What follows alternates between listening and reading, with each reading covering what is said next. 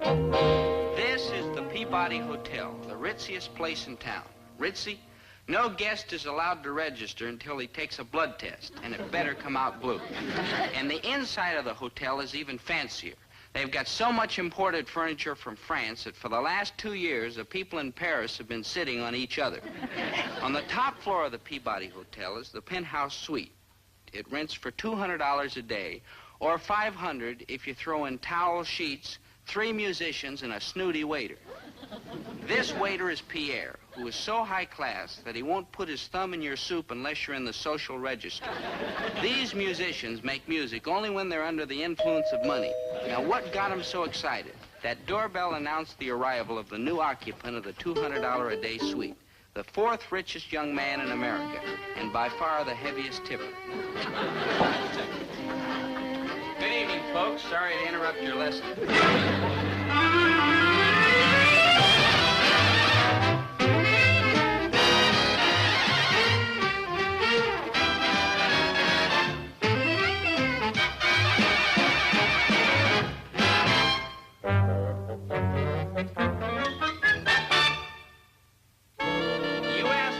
DOBIEGILLIS, registered pauper, got to be a millionaire practically overnight? Well, I'll answer that with another question. Why not? After all, I've got what it takes: looks, charm, intelligence, daring, and imagination, and something more, perhaps the most important of all. You're a natural-born crook, Dobie-Doo. Thanks a lump, Chatsworth. Now, don't get huffy, Dobie-Doo. I don't mean you're actually a criminal. He's pretty close. Still, I can't think of anything you won't do for money. I'll buy that. Well, thank you. Thank you both, my dear friend. You're like welcome. How little you know me after all these years. Haven't you learned that down deep I'm honest and true and pure and good, and no amount of money can ever make me be otherwise? And you know why? Yes, I know why. Because I have brought you up to be pure and good and honest and true, and who is the skunk who's offering you money to do something shady? Chatsworth Osborne Jr. is a skunk. He's also a rat and a fink. Yes, well, Chatsworth, you have made a very large mistake. If you think that the Osborne money can corrupt the Gillis character, how much did you have in mind? $200. He'll do it. Now, look at it this way. I am sure that Chatsworth doesn't want you to do anything really dishonest. Parish forbid. It's only just a teensy-weensy bit, shall we say, devious. Shall we say sneaky? We shall say sneaky. And, look at it this way, son. Where do you think you're going to get $200 from? Me? That'll be the day. Well, there you are. I'll do it. And that's my boy who said that. All right, Chatsworth. What do you want me to do? I want you to be me. That's worth a lot more than $200. I mean forever, you ninny. Just for tomorrow night. Oh, I think I understand. You've got a date tomorrow night and you don't want to keep it, so I'm going to stand in for you, right? I'd be ever so grateful, Dobie-Doo. It's one of those dreary business things, old friends of the family and all that. Cynthia Vanderfeller and her father are passing through town, and Mumsy would be furious if I didn't entertain them. But it's all so boring. Especially since you've got another date tomorrow night with the queen of the junior prom, right? Ho, ho, ho. I guess I'd have to get up pretty early in the morning to fool you, Dobie-Doo. About noon. Chatsworth, I'd like that $200, but your scheme won't work. And why, pray tell, not? Well, first of all, the Vanderfellers would know I wasn't you. Not at all. The last time we saw each other was 12 years ago. And after all, Dobie-Doo, we do have the same general build. Yeah, little round bellies, weak chins, puny arms, and spindly little legs. Oh, hush up. Speaking of spindly little legs, what does this Cynthia Vanderfeller look like? Well, as I say, I haven't seen her for 12 years. A real dog, huh? No, I wouldn't say that. Got a picture? I don't know how much you can tell from this. It was taken on our croquet court 12 years ago. Oh, man, what a mess. Look at them big feet and skinny legs. Maynard, those are croquet mallets. They're over here. You'd be better off with the croquet mallets. Dobie-Doo, I've rented the penthouse suite at the Peabody Hotel. There'll be dinner, music, candlelight, a tuxedo, and $200 payable in advance. You'll be there? He'll be there. Stout fellow. Ho, ho, ho, ho, ho. Ta-ta. You know, Maynard, I'm kind of looking forward to tomorrow night. Champagne, caviar, candlelight. Yeah, me too. Maynard, you're my best buddy in the whole world, and I love you more than life itself, but you are not coming along tomorrow night. Oh, yes, I am. Oh, no, you're not. Oh, yes, I am. All right, Maynard. Before we go in, let's run through it once more. Who are you? I am Krebs, your loyal chauffeur, valet, and bodyguard, who you never go any place without me. Very good. Now, who am I? You're, Don't tell me. Chatsworth. Splendid. Yeah, Chatsworth Splendid Jr. I can see the evening's gonna be a smash. And the girl's name is Cynthia Vanderfell, and she's so ugly you get sick looking at her. She's even worse than I thought. Mr. Osmond Jr.? Yes. My good man. Yeah. And I am Krebs, his loyal chauffeur, valet, and bodyguard, who never goes any place without me. Won't you come in? My hat, sir. His hat, My cane. his cane, And, my gloves. his gloves, and my gloves. Yeah, here, take care of the boys. Well, so far I like it fine. Yeah, if only the ugly chick wouldn't show up. Well, we might as well face it. Excuse me, men. Chatsworth, it's me, Cynthia Vanderfeller. Don't believe her dope until you see her legs. Chatsworth, aren't you going to kiss me?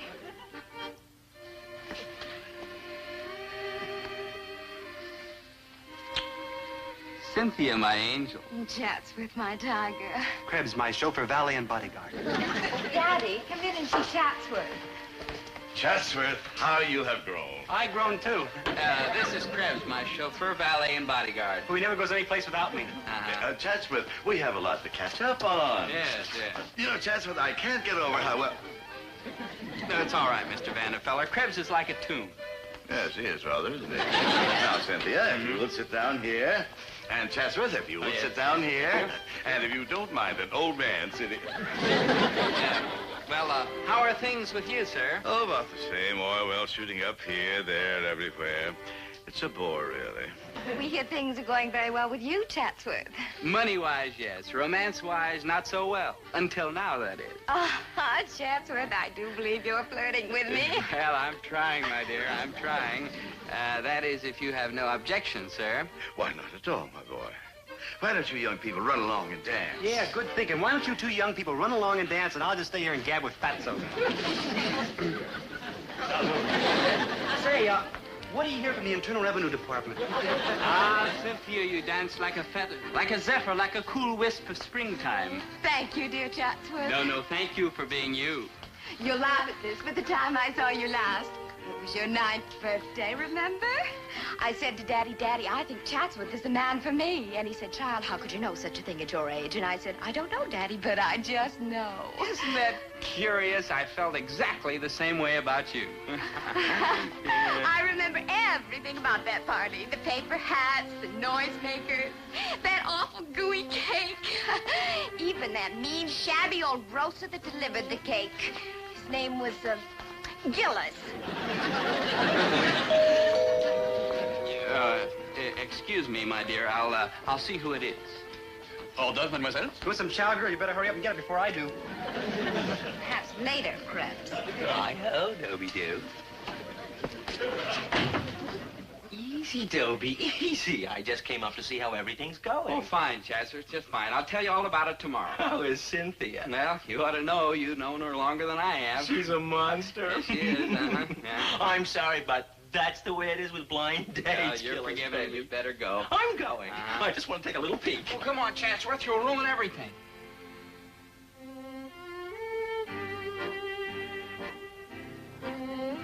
So, that's the monster. That's the way it is with blind dates, Chatsworth. She's beautiful, you big fibber. I was as surprised as you. All right, Gillis. That will be all. Huh? I'll take over. You'll take over. Now, it's too late for that now. Oh, I'll simply explain that I was delayed. I'll carry it off as a boyish prank. Oh, no, Chatsworth. She's mine just for tonight, and that's the way it's got to be. Gillis! You'll regret this, you double-crosser. Look who's talking. Yeah. Good night, Chatsworth. Now, don't try to stop me, Gillis. I'm going to expose this whole hoax. Oh, outrageous, Gillis. Outrage, Chatsworth. This hurts me more than it does you.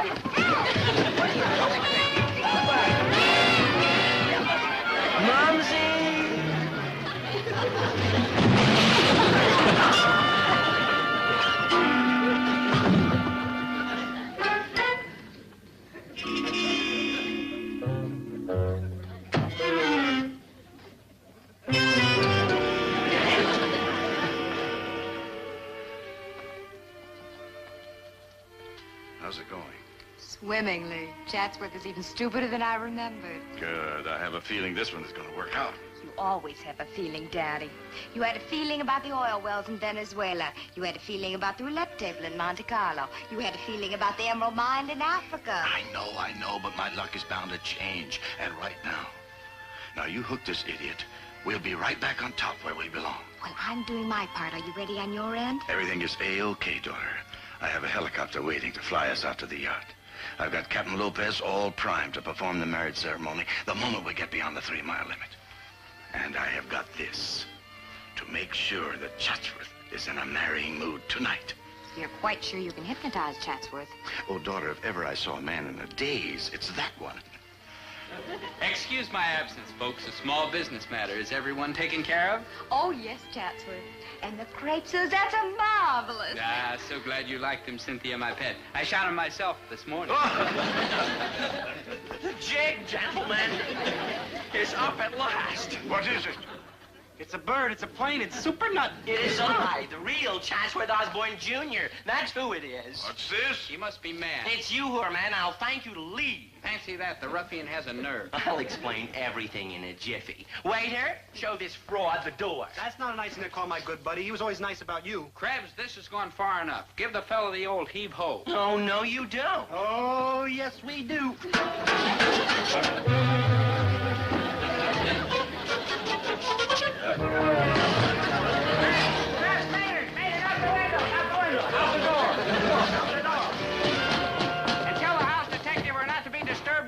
I thought it was a stick-up. My apologies, dear girl. Oh, those things happen. Well, who in heaven's name was he?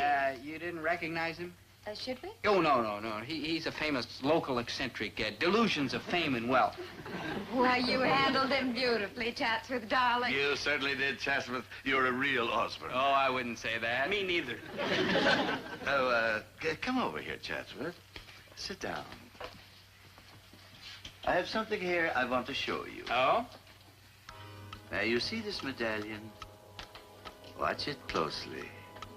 Closely. Closely. You see how it shines?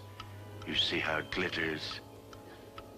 There's nothing in the world but this medallion. This bright, shiny, lovely medallion. Watch it. Watch it.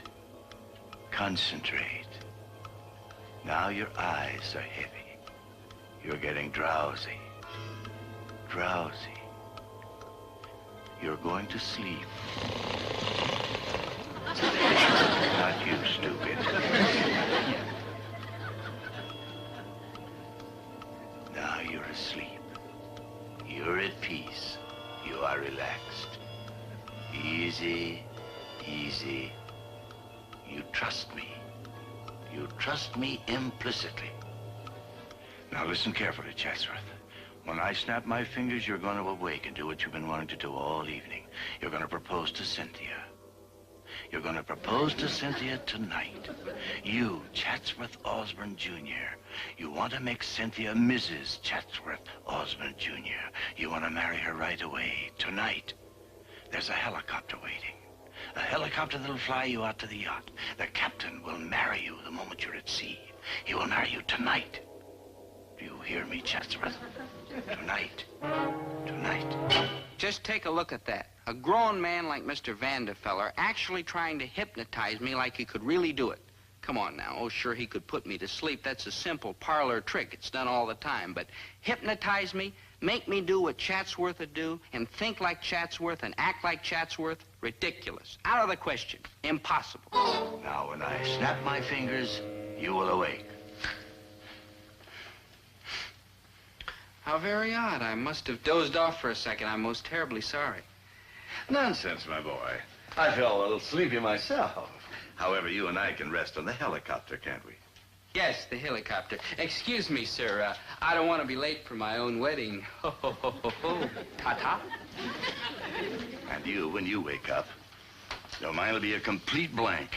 But for this, I don't need hypnosis. So forget it. You're adorable. Will you marry me? Stay right here. Right here. Right here.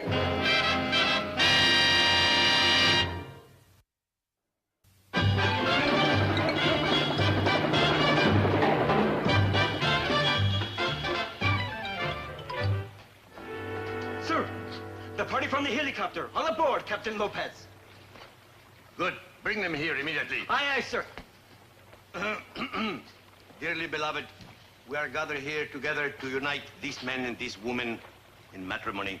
Here I am, Captain Lopez, and here's the loving couple, eager and waiting. And Lopez is available. If you'll proceed, Captain. But of course, will you two please be the witnesses? The betrothed couple will kindly step forward.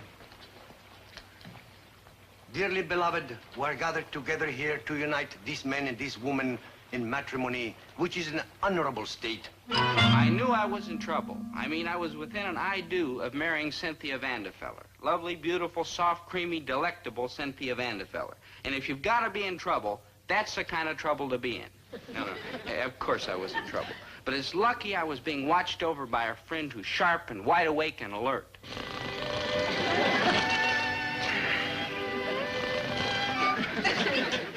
Hey, Dobe? Dobe? Hey, Dobe? Hey, Dobe? Who are you looking for, Krebs? My good buddy Dobe. You mean Chatsworth? Well, sometimes he's Chatsworth, but most of the time he's Dobe. But I guess it don't matter because they took him away in a helicopter. And now he's going to get married at sea by Captain Lopez. And there's nothing I can do to save my poor good buddy from the mean and rotten people. Oh, if I only knew somebody who was as mean and rotten as they are that could help me. And I just thought of the somebody.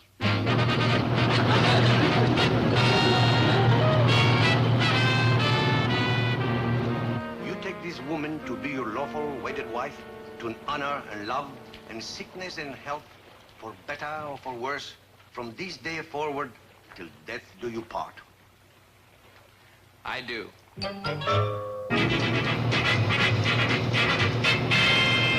For better or for worse, from this day forward till death do you part. I do. Will you place the ring upon the bride's finger? Ring? I don't seem to have a ring. Ring, Father. Isn't that funny? I seem to have forgotten the ring. I knew it.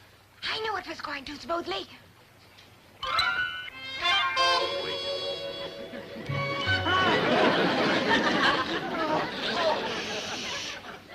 Will you please place the ring upon the bride's finger? By virtue of the authority granted me by the International Admiralty Board, I'm empowered to perform this wedding upon the high seas. But before I pronounce you man and wife, I must ask whether any man can show just cause why these two should not be united in holy matrimony. If such there be, let him now speak or forever hold his peace. You bet I can show just cause. Plenty of just cause.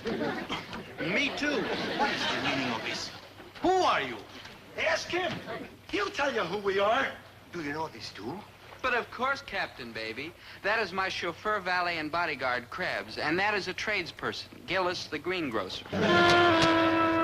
Toby, my son, what have they done to you? One tries to be democratic, Gillis, but there are limits, you know. But what right do you interrupt this solemn ceremony? By the rightest right of any right that's got a right, the right of a father to look out for his own flesh and blood. My dear fellow, are you suggesting this young man is your son? Well, if he ain't, I got a lot of dough tied up in the wrong kid. Oh, Captain. This is utterly ridiculous. You know your duty. Of course. Manuel, Pedro, please. Oh, no, now wait a minute, fellas. What is it?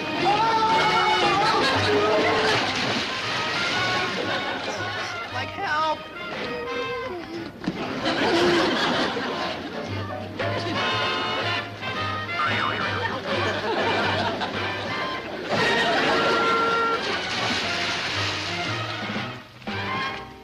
Where was I? Oh, yes.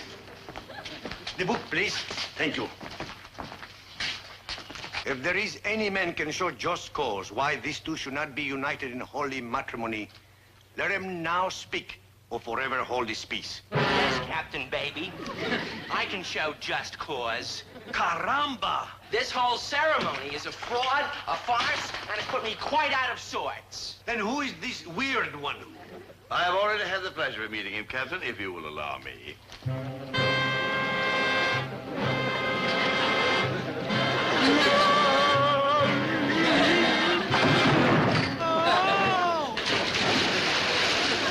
Proceed, Captain. I think there'll be no more interruptions. You got another thing coming, Buster. I'm gonna get to the bottom of this, or my name ain't Herbert T. Gillis. Mine either. What I have to do to keep you two in the water? Tie an anchor on you? Now get off and stay off. Oh, no, you're not getting me off of here. Let go of that fitting. It's a solid gold. I don't care if it's solid gold, you said. Gold, I said. Gold, you said. Yeah, pretty fancy boat, huh? Like 10 or 12 blocks long, 6 or 7 stories high. Takes 30, 40 guys to keep it running. You folks own it? We chartered it, and now will you get out of here? Hey, chartering this thingy like this don't come cheap. You folks must be loaded. Gillis is the name, Herbert T., independent retail grocer. Vanderfella, Nicholas J., and over the side you go. Oh, no, hold the phone, friend. After all, with my son marrying your daughter, we're practically all part of one big happy family. Son, I always knew you'd wind up marrying some bag full of loot. No offense, miss. They ain't got no loot, Mr. G.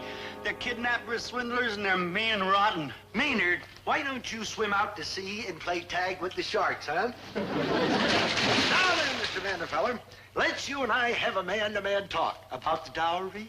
Gillis, baby, this is just too outre. You can't possibly expect anybody to believe that you are my father. Certainly not. Just a minute. I'm not too sure. There's something fishy about this whole thing. Are you quite sure you're Chatsworth Osborne, Jr.? But of course, my pigeon. Well, there's one way to tell. Daddy, do you remember the birthmark on Chatsworth's back? I certainly do.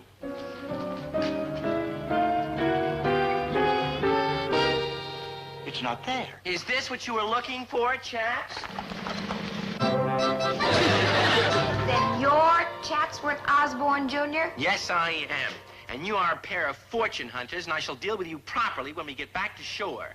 Well, daughter, there's only one thing to do. Well, Father, what are we waiting for?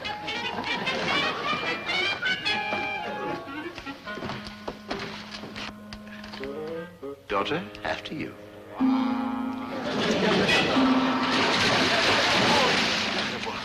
Terrible. Who's going to pay for chartering the boat now? Steady on, Captain. How much is it? $80,000 per day, plus gas and oil. Just put it on my tab. Oh, bless you, sir, bless you. Hey, Captain, how far do they have to swim before they get to shore? I don't know, 3 or 4 miles. Ooh, I'd better throw him a life preserver.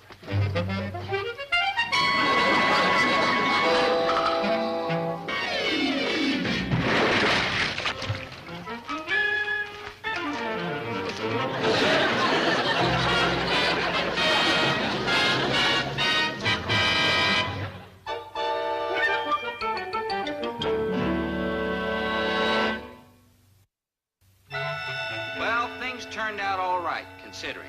I mean, considering that everybody thinks I was really hypnotized when actually I was just, shall we say, in a daze. No, that doesn't sound right either. What I was, shall we say, in a trance. And now that I think about it, I should have settled for hypnotized. Maynard, for the last time, I was not hypnotized. I was just, well, in love. Oh, you're wrong, Dope. You wouldn't have acted that nutty and sneaky in the head if that man had put a spell on you. For your information, nobody can be hypnotized against his will. That's a lot of nonsense. No, it isn't. I know. I've been practicing. Oh, come off of it, Maynard. You can't hypnotize anybody who's got a clear head on their shoulders, and if I do say so myself, Dobie here has inherited the clear head and the iron will of the Gillises. Well, I admit the Gillis has got clear wills and iron heads, but it works. Okay, Svengali, hypnotize me. I dare you. Okay, Mr. G, I'll prove it to you. All right, now, concentrate on the rabbit's foot. All right, keep looking at it. Concentrate, concentrate. Your eyes are getting heavy. Your eyes are getting droopy, droopy. Your eyes are getting heavy. You're falling asleep. You're falling asleep. You're asleep. Dad? Dad? By golly, he's asleep. Mr. G, Mr. G, I want you to do something for me. I want you to walk up to the cash register, open it up, and with your kind permission, I'm going to take out 50 cents. Yeah, make it $10. Forget it. Mr. G, make that $10.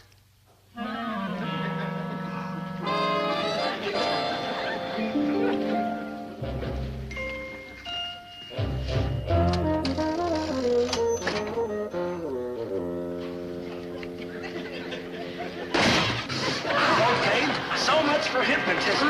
Now get out, you bums. Out, out, out.